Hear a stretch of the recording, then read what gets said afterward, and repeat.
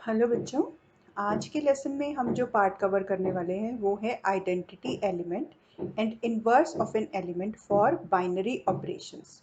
Now अगर हम identity element के कॉन्सेप्ट को देखें बेटा, तो ए के साथ ए के होना ही आइडेंटिटी है। इसका मतलब अगर मैं किन्हीं दो नंबर्स पर बाइनरी ऑपरेशन अप्लाई कर रही हूँ और मुझे वापस ए मिल जाता है, तो ये वाला जो भी नंबर होगा ना, ये ए का आइडेंटिटी एलिमेंट होगा। तो जो भी आइडेंटिटी एलिमेंट है उसको हम रिप्रेजेंट करेंगे ई के साथ। ठीक है, अब देखो जैसे मैंने दो नंबर्स को ऐड किया ए प्लस बी, और मैं चाहती हूँ मुझे वापस यहाँ पर ए मिल जाए, तो बी को ज़ीरो होना होगा। तो अगर मुझे इसको आइडेंटिटी एलिमेंट्स की टर्म्स में लिखना है ऐसे, तो ई को ज़ीरो होना होगा, तभी यहाँ पर मुझे आइडेंटिटी एलिमेंट मिलेगा। That means zero is identity element. Identity element को ऐसे लिख लेते हैं, आइडेंटिटी एलिमेंट फॉर एडिशन। अब इन्वर्स पे आ जाओ। देखो अगर आपके पास कोई f of a is equal to b है ना, तो f inverse of b is equal to a कब होगा कि अगर a भी उस सेट का एलिमेंट है। ये इन्वर्स तभी तो होगा जब b भी उस सेट का एलिमेंट होगा, है ना। अगर हम a और b दो नंबर्स के ऊपर वो बाइनरी ऑपरेशन अप्लाई कर रहे हैं, तो दोनों को उस सेट का नंबर होना ही होना होगा, तभी ये चीज़ पॉसिबल है। तो अगर मैं इस कॉन्सेप्ट को इसके साथ को करूं, a क्रॉस b पे जो भी ऑपरेशन हो रहा है that should be equal to e। अब अगर मैं इसको अप्लाई करूं एडिशन के ऊपर, तो a plus other number should be equal to zero, because for addition zero is the identity element, यानी a माइनस ए ही ज़ीरो हो सकता है। तो a का जो एडिटिव इन्वर्स है वो माइनस ए है। ओके, नंबर टू पर आओ। मैं कोई दो नंबर्स को बाइनरी ऑपरेट कर रही हूँ, ठीक है, और मुझे a चाहिए। ओके, वो दोनों नंबर्स आपस में मल्टीप्लाई हों और मुझे वापस a मिल जाए, तो e क्या हो सकता है यहाँ पर? वन, है ना। e को वन होना होगा। देखो कैंसिल आउट करो, e is equal to one आ गया। Therefore, in case of multiplication, e is equal to 1 is identity element. So, e is equal to 1 is identity element for multiplication. अब देखो यहाँ पर अगर आप लो, तो मैंने अगर एक नंबर a लिया और दूसरा नंबर 1/a लिया, तभी तो मुझे यहाँ पर मिलेगा, ठीक है ना, 1। तो इसका मतलब क्या है, अगर मैं किसी दो नंबर्स पे बाइनरी ऑपरेशन अप्लाई कर रही हूँ मल्टीप्लिकेशन का, तो एक एलिमेंट अगर a है तो उसका मल्टीपल उसका रेसिप्रोकल नंबर होगा, तब हमें a मिल जाएगा। अब आप इसको रैशनल नंबर पे अप्लाई करके देखो। जैसे फॉर एग्जांपल आपके पास कोई रैशनल नंबर है m/n, और आप चाहते हो कोई यहाँ पर b ऐसा नंबर लेके आओ कि ये 1 हो जाए, तो b क्या होगा? इसका रेसिप्रोकल, तो अपने आप ये 1 हो जाएगा, है ना। तो अगर आपको मल्टीप्लिकेटिव इन्वर्स चाहिए, तो जो भी नंबर आपको मिला हुआ है फर्स्ट नंबर, उसको आप रेसिप्रोकेट कर दोगे तो आपको उसका मल्टीप्लिकेटिव इन्वर्स मिल जाएगा। बट दिस इज कंडीशनल, ना तो m ज़ीरो होना चाहिए ना n ज़ीरो होना चाहिए, नहीं तो ये चीज़ एग्जिस्ट नहीं करेगी। परफेक्ट। तो एक हमने क्या कर दिया कि एडिशन के केस में, e is equal to zero है, एंड मल्टीप्लिकेशन के केस में e is equal to one है, ठीक है। अब एक और कॉन्सेप्ट लो, किसका? यूनियन एंड इंटरसेक्शन का। Union and intersection, concept number 2। पहले हमने किसका लिया है? एडिशन और मल्टीप्लिकेशन का। अब हम लेंगे यूनियन एंड इंटरसेक्ट का। Okay, let's S be any set, और पी एस जो है उसका पावर सेट है, ठीक है। एस कोई एक सेट है, पी एस जो है उसका पावर सेट है, और आपने उसमें से एक कोई ऐसा सेट चूज कर लिया जो कि इनका वन ऑफ द सबसेट्स है। ओके, अब सेम कंडीशन हम इसके अंदर भी अप्लाई करेंगे। मैंने क्या किया, ए को यूनियन करके मुझे यहाँ पर कुछ ऐसा चाहिए कि मुझे ये वापस ए मिल जाए। अब अगर ये सबसेट है तो ये ई अगर 5 होगा तभी पॉसिबल है कि ये वापस आए। ठीक है। तो यूनियन के केस में अगर हम इस टाइप की कंडीशन में यूनियन लेते हैं तो phi is the identity element. Okay, फिर उसके बाद इंटरसेक्शन को लो। अब सेकेंड टाइम में आप लो इंटरसेक्शन को, ए इंटरसेक्शन, यहाँ पर क्या हो ताकि आपको पूरा ए मिल जाए। अब सोचो, यहाँ पर अगर पूरा का पूरा सेट होगा तो आप कोई भी एलिमेंट उठाओगे तो हमेशा इसके इंटरसेक्शन में ए ही आएगा। कब? जब यहाँ पर एस होगा। दैट मीन्स कि इंटरसेक्शन के केस में S is identity element. Perfect. अब दूसरे में आ जाओ, किसमें? इनवर्स ऑफ द एलिमेंट में। आपको क्या चाहिए इनवर्स ऑफ द एलिमेंट के लिए? आपको क्या चाहिए कि अब की बार जो इसमें आपको चाहिए inverse, according to rule a union s is equal to 5। अगर आपको यहाँ पर एस, ये मतलब आप अगर पहले वाली कंडीशन में से देखो तो आपको ये कंडीशन मिलनी चाहिए। ओके, तो ये कब पॉसिबल है? जब एस खुद में 5 हो और वो ही खुद ए के इक्वल हो। ठीक है, सो 5 is the only invertible element. 5 is the only invertible element. यहाँ से आपको ये चीज़ क्लियर हो रही है। फाइन।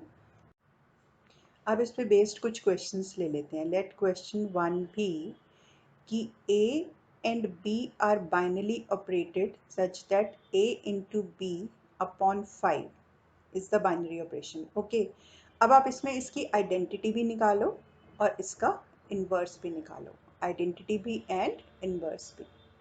तो ठीक है, अगर मुझे A B/5 is equal to A चाहिए, है ना, ये this is just to understand.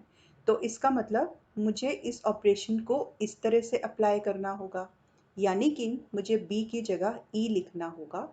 e into 5/e is equal to A से ए कैंसिल हो गया तो e इज इक्वल टू 5 आ गया। इसका मतलब इस पर्टिकुलर बाइनरी ऑपरेशन के लिए जो आइडेंटिटी एलिमेंट है वो है 5।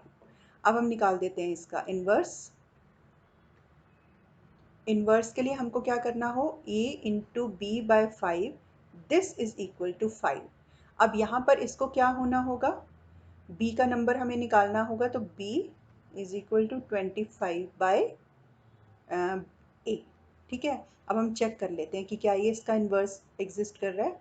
देखो a/5 तो एज इट इज़ था, मैंने b की जगह रखा 25/a, मुझे वापस मिल गया इज इक्वल टू 5। तो यस, इसका ये हो गया इन्वर्स।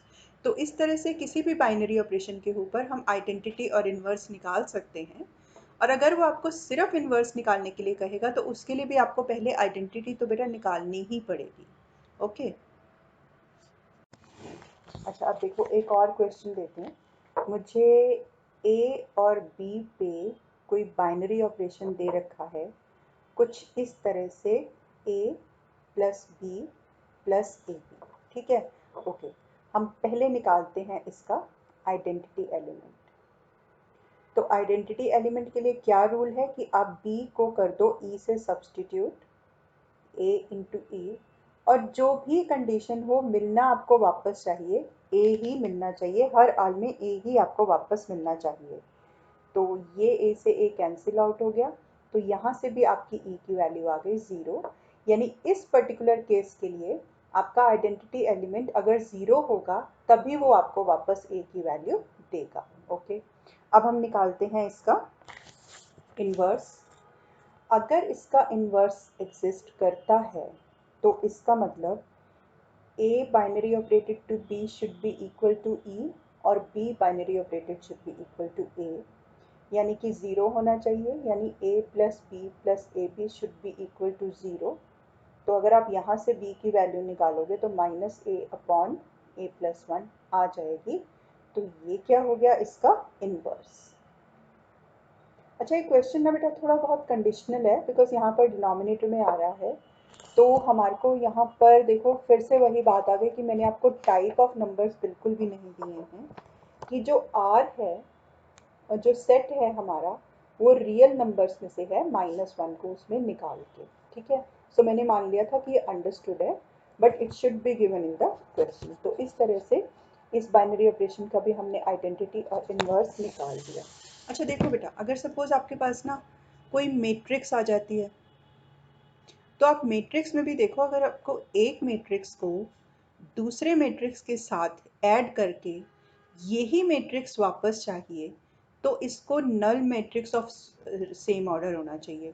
तो जिस तरह से additive inverse of any number is zero, तो इस हिसाब से मैट्रिक्स का जो एडिटिव इनवर्स है वो नल मैट्रिक्स है। सिमिलरली अगर आप किन्हीं दो मैट्रिसेस को मल्टीप्लाई करो और जो आपका आंसर यहाँ पर आ जाए वो मैट्रिक्स सेम है, तो यहाँ पर आप किससे मल्टीप्लाई करोगे उसको? यूनिट मैट्रिक्स से, ठीक है ना। तो इस तरह से मैट्रिसेस पे भी ये वाला जो रूल है ये पूरी तरह से एप्लीकेबल है। ओके, अब इस अगर आप एल्गोरिथम को अप्लाई करोगे ना बेटा, तो आप किसी का भी इन्वर्स और आइडेंटिटी निकाल सकते हो। बट यहाँ पर हमारे पास एक और बहुत ही अच्छा टॉपिक है, कॉम्पोजिशन टेबल, कि अगर हमारे पास कोई फाइनाइट सेट है ना, तो उससे हम एक टेबल क्रिएट कर सकते हैं। उस टेबल में से हम बिना किसी फर्दर कैलकुलेशन के कॉम्यूटेटिविटी को भी चेक कर सकते हैं, और हम ये भी चेक कर सकते हैं कि इसका कोई आइडेंटिटी एलिमेंट है या नहीं, और ये भी चेक कर सकते हैं कि इन्वर्स एग्जिस्ट कहाँ कहाँ करता है और क्या क्या है। तो हमें इस ऊपर वाले मेथड से जाने की ज़रूरत नहीं पड़ती। अब सबसे पहले देखते हैं व्हाट इज़ कॉम्पोजिशन टेबल। देखो जैसे आपको यहाँ एक टेबल मिल रही है, तो जो भी फाइनाइट सेट होगा ना, डेफिनेटली एक ही सेट, सपोज ये सेट आपके पास है, यहाँ पर कहीं से कहीं कुछ नंबर्स जा रहे हैं, तो यहाँ पर भी आप सारे वही नंबर्स लिखोगे और यहाँ पर भी सारे वही नंबर्स लिखोगे। तो नंबर ऑफ रोज और कॉलम्स को इक्वल होना होगा, 0.1। अब जैसे यहाँ A1, A2, A3, A4, A5 और A6 एलिमेंट्स हैं। 6 एलिमेंट्स की अगर हम बात करें तो वहीं के वहीं आप यहाँ पर उतार लो, A4, A5 और A6, ठीक है। अब मुझे क्या करना है, यहाँ पर का लेना है, तो A1 को A1 के साथ ऑपरेट करके लिख लेंगे। मुझे यहाँ का चाहिए, मुझे ये यहाँ का चाहिए, तो क्या करेंगे, यहाँ पर A1 और A2 ऑपरेट हो रहा है।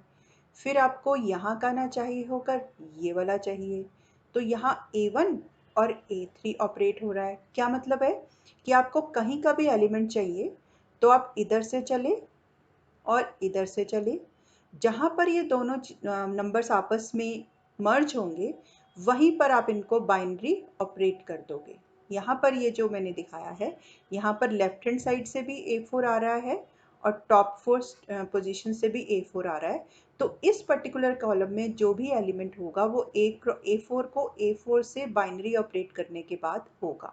ओके, चलो अब इस टेबल को ना हम, ये तो हमारा कॉन्सेप्ट वाइज हो गया, किसी नंबर पे अप्लाई करके देखते हैं। सबसे पहले हम किसी एडिशन के नंबर पे अप्लाई करके देखते हैं कि सपोज मैंने कोई दो नंबर्स को ऐड किया। ओके, पहले हम कर रहे हैं एडिशन मॉड्यूलो, एडिशन मॉड्यूलो। उसने मुझे कहा कि एक फाइनाइट सेट है S जिसमें एलिमेंट्स हैं 0, 1, 2, 3 एंड 4। आप इससे एक कॉम्पोजिशन टेबल बनाओ जिसमें कि आपको टेबल कैसे बनानी है कि दो नंबर्स को ऐड करके और आपको 5 से डिवाइड करना है। देखो यहाँ 5 के पीछे पर्पस है, जो यहाँ पर n होगा ना, यहाँ पर नंबर्स उसके n-1 तक जाएंगे। एडिशन मॉडलों का ये रूल है। तो डेफिनेटली ये नंबर, अगर आप किसी नंबर को 5 से डिवाइड कर रहे हो तो इसका रिमाइंडर 4 से ज़्यादा नहीं होगा, है ना। इसलिए मैंने यहाँ पर n को लिया है 5 और यहाँ नंबर ऑफ एलिमेंट्स जो हैं 4 तक जा रहे हैं। ये फ़र्क नहीं पड़ रहा 5 है कितने हैं, बस वो 4 तक जा रहे हैं, इससे एक लेस होना चाहिए। तो चलो ठीक है, ऊपर के स्टाइल में हम टेबल बना देते हैं 0, 1, 2, 3, 4। यहाँ पर भी लिख देते हैं 0, 1, 2, 3 एंड 4। फाइन। यहाँ पर हमें क्या एडिशन लगाना है, ऐड करके 5 से डिवाइड करना है। ये मैंने इसको रिप्रेजेंट कर दिया बाइनरी ऑपरेशन को। ओके, अब सबसे पहले मैं इसको और इसको ऐड करके 5 से डिवाइड करूँगी तो 0 हो जाएगा। अब 1 के अंदर 0 को ऐड करूँगी तो 1, और 5 से डिवाइड किया तो रिमाइंडर 5 हो गया। अब की बार 2 में 0 को ऐड करके 5 से डिवाइड किया, रिमाइंडर 2। सिमिलरली इसका 3 और इसका 4। अब जब आप इस वाली पे आओगे और इधर से इस रो को कंसिडर कर रहे होगे तो इसके हर एलिमेंट को इसके रो के साथ ऐड करोगे। जैसे 1 + 0 1, 2 + 0 2, 5 से डिवाइड किया, रिमाइंडर 2। जब तक नंबर 5 से कम रहेगा रिमाइंडर वही रहता रहेगा। इसका रिमाइंडर आपके पास हो गया ये। ओके, अब क्या करना है, 1 + 1 यानी मैंने इसको ऐड किया, इधर से इस एलिमेंट को ऐड किया 2, 5 से डिवाइड किया, रिमाइंडर 2। 2 + 1 3, रिमाइंडर 3। 3 + 1 4, रिमाइंडर 4। अब 4 + 1 हो गया 5। तो 5 को आप 5 से जब डिवाइड करोगे तो रिमाइंडर कितना आएगा, 0। आप इसको कैंसिल आउट करके 1 मत कर देना, वी नीड रिमाइंडर। तो जब आप 5 को 5 से डिवाइड करोगे तो रिमाइंडर आ जाएगा 0। Similarly follow the table. 2 + 1 3, 2 + 2 4, 3 + 2 5, remainder हो गया 0। 4 + 2 6, remainder 1। 3 + 1 4, 3 + 2 5, remainder 0। 3 + 3 6, remainder 1। 4 + 3, remainder 2। Remainder 4, remainder फिर 1 + 4 5, रिमाइंडर 0, 1 2 एंड 3। ये तो हमारी हो गई कॉम्पोजिशन टेबल रेडी। नाउ अब आपने क्या करना है, बाकी इसके पैरामीटर्स को कैलकुलेट करने के लिए आपने प्रिंसिपल डायगोनल को क्रॉस करना है। सी, हम इसके प्रिंसिपल डायगोनल को क्रॉस करेंगे। यहाँ से शुरू हुई, 0 आया, उसमें फिर 2 आया, फिर 4 आया, फिर 1 आया और 2 आ गया, एंड सॉरी ये इसके साथ यहाँ चला गया। इस वाले this 2 is not included. Okay, ये हो गए प्रिंसिपल डायगोनल। अब पता है क्या करो, इधर से ये 4 पकड़ो और इधर से ये 4 पकड़ो, इसको इसके ऊपर लाकर इस वाले 4 को इसको पार्टीशन मानते हुए लाके इसके ऊपर डाल दो। देखो दिस टेबल इज सिमेट्रिक। 3 के ऊपर 3 आएगा, 4 के ऊपर 4 आएगा, 0 के ऊपर 0 आएगा। So this is known as symmetricity. अगर ये आपकी कॉम्पोजिशन टेबल सिमेट्रिक है तो इसका मतलब जो भी आपको ये बाइनरी ऑपरेशन दे रखा है ये कॉम्यूटेटिव है। ओके, अब हमने क्या करना है, इसका निकालना है आइडेंटिटी एलिमेंट। ठीक है, सी, अब आप कैसे चेक करोगे, जैसे फॉर एग्जांपल आपको वो रो और वो कॉलम ढूंढना है कि उससे जब आप उस एलिमेंट पे पहुंचो, है ना, जैसे आपने यहाँ एक देखा, कोई ऐसा एलिमेंट यहाँ से ढूंढना है, यहाँ से, और कोई दूसरा एलिमेंट यहाँ से ढूंढना है, ताकि ये और ये एलिमेंट ऑल सेम हो।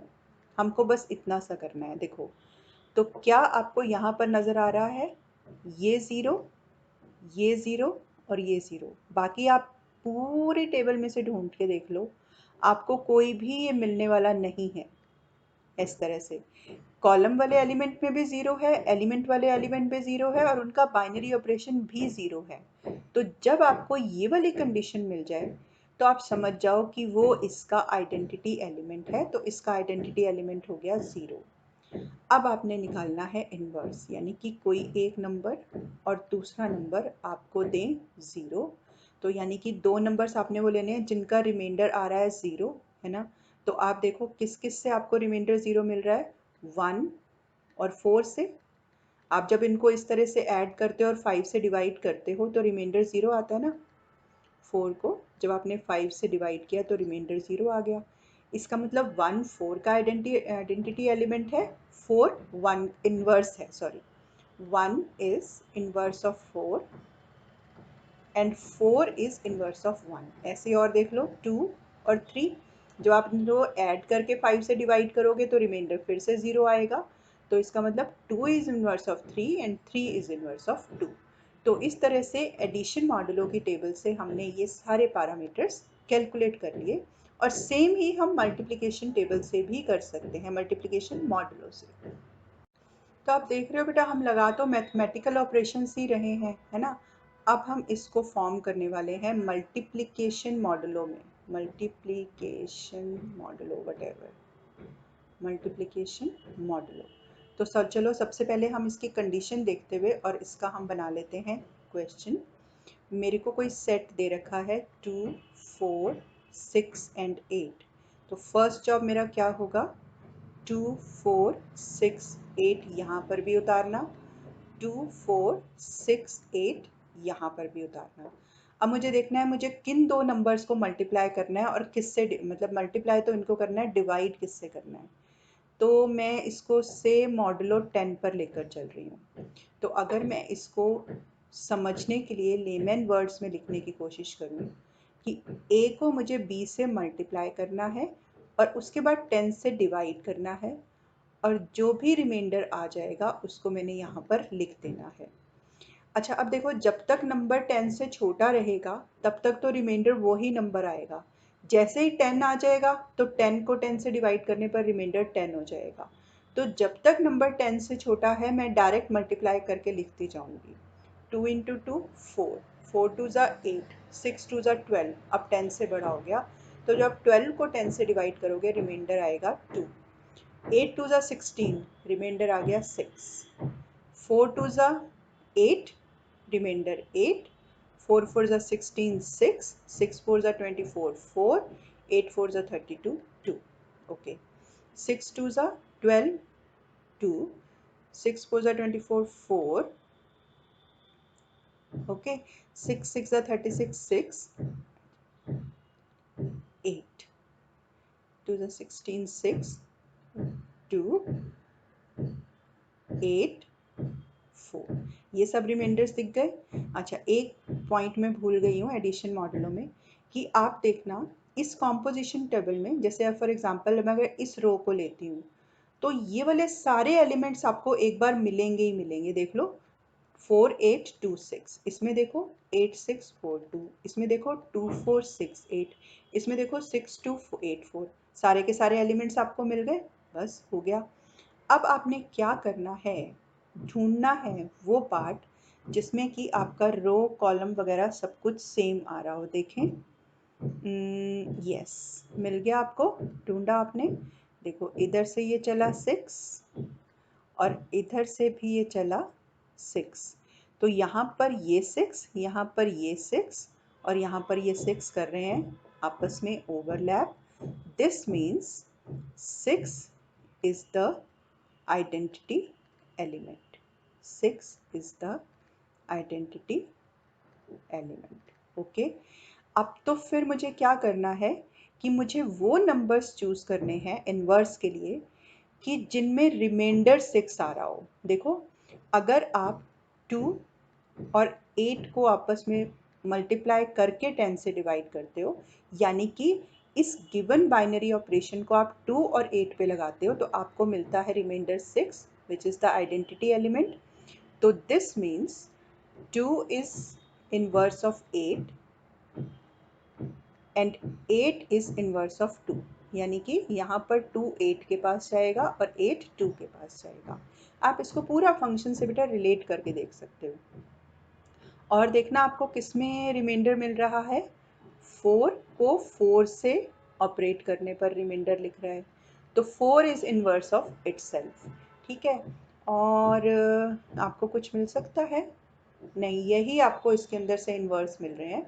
तो बेसिकली हाँ, 6 भी 6 का इन्वर्स मिल रहा है। आप 6 को 6 से ऑपरेट करो तो भी आपके पास रिमाइंडर 6 आएगा। तो 6 इज इनवर्स ऑफ 6।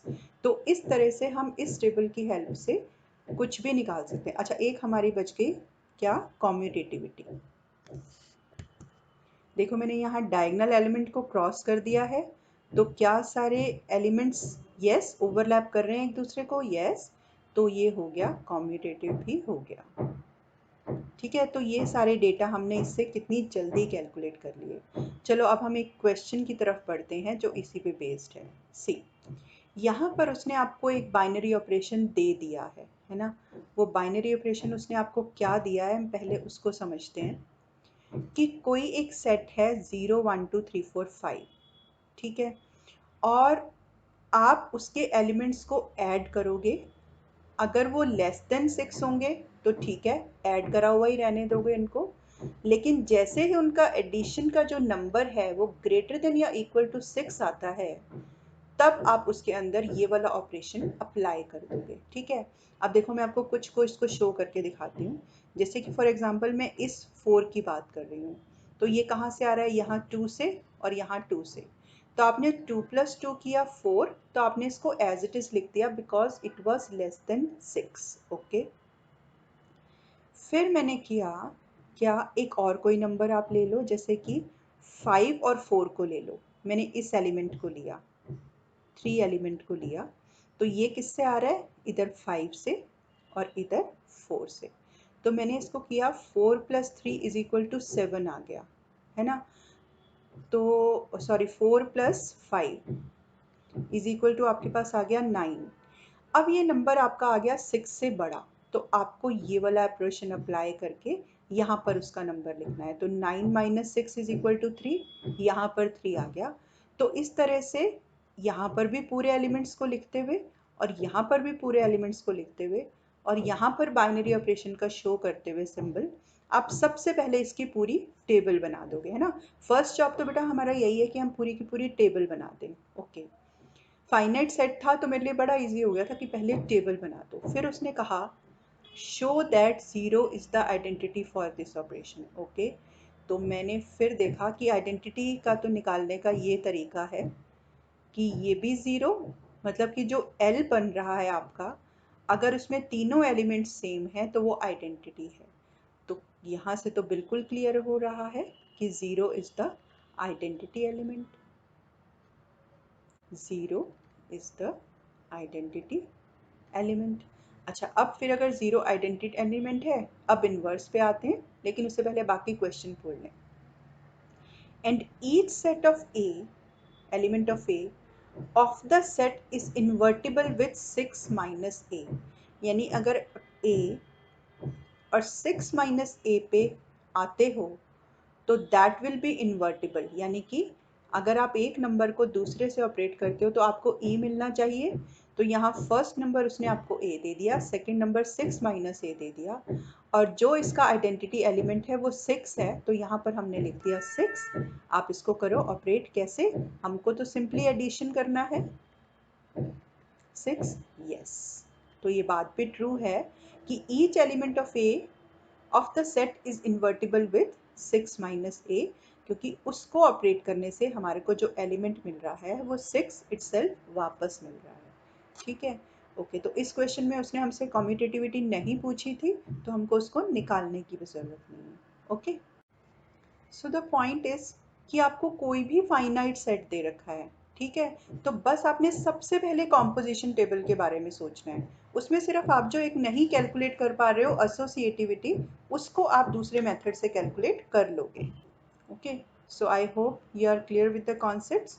सो खूब सारी प्रैक्टिस करो, and this is over, and bye bye.